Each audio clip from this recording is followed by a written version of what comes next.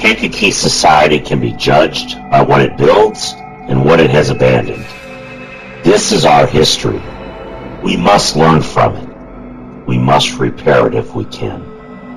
Today, let's talk about the abandoned, the thrown away souls of the mad, the tortured souls of the insane, locked behind 8-foot walls of an abandoned cemetery. Now, once again, these souls are ignored. They're lonely. They're forgotten behind these walls. If you care to visit, you're going to feel the haunting chill. It's cold. It's barren.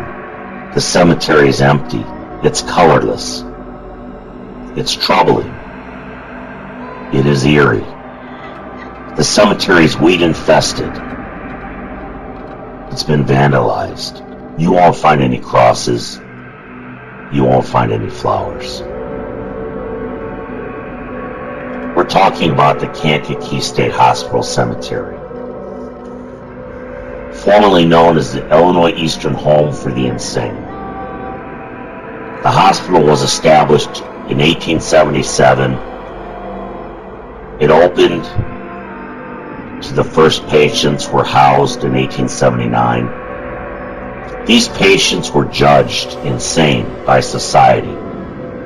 They were indignant. Some were just old. They were senile. They were poor.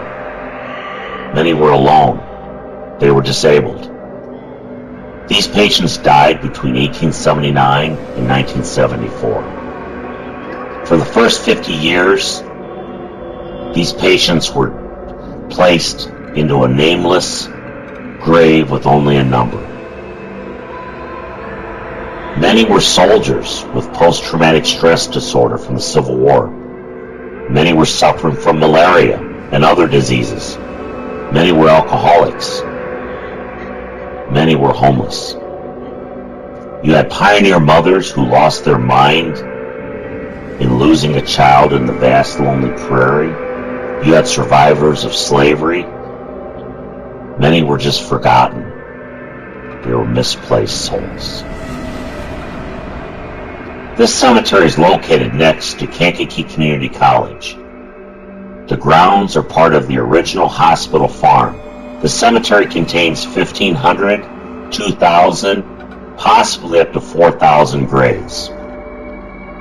It's located on River Road, east of KCC. You take a left at the ball fields, and you'll see the 8-foot walls. There's no information posted. There's no signs indicating a cemetery exists.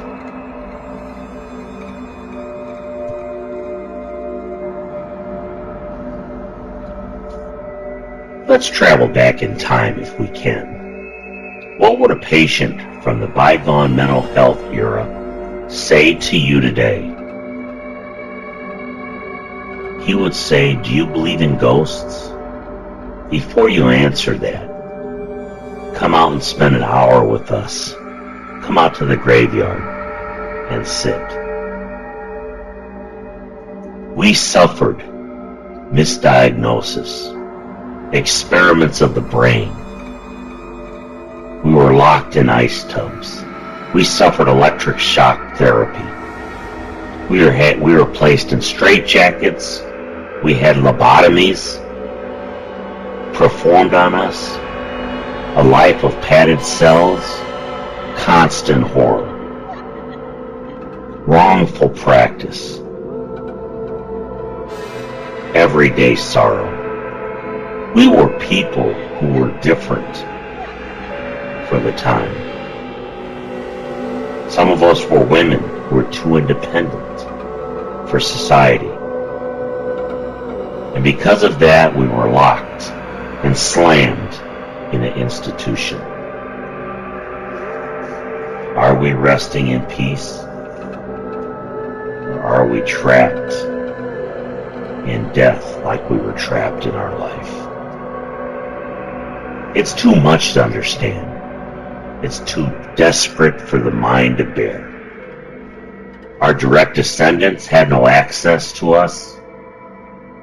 The graveyard is closed. The records are almost non-existent. We were never reunited with our families in life. And now, we're still alone in death. This video is not to judge. This video is to help look for a solution, a recognition that we existed. We're looking for a visitor, a flower, a cross on the grave. Please say a prayer that we find peace.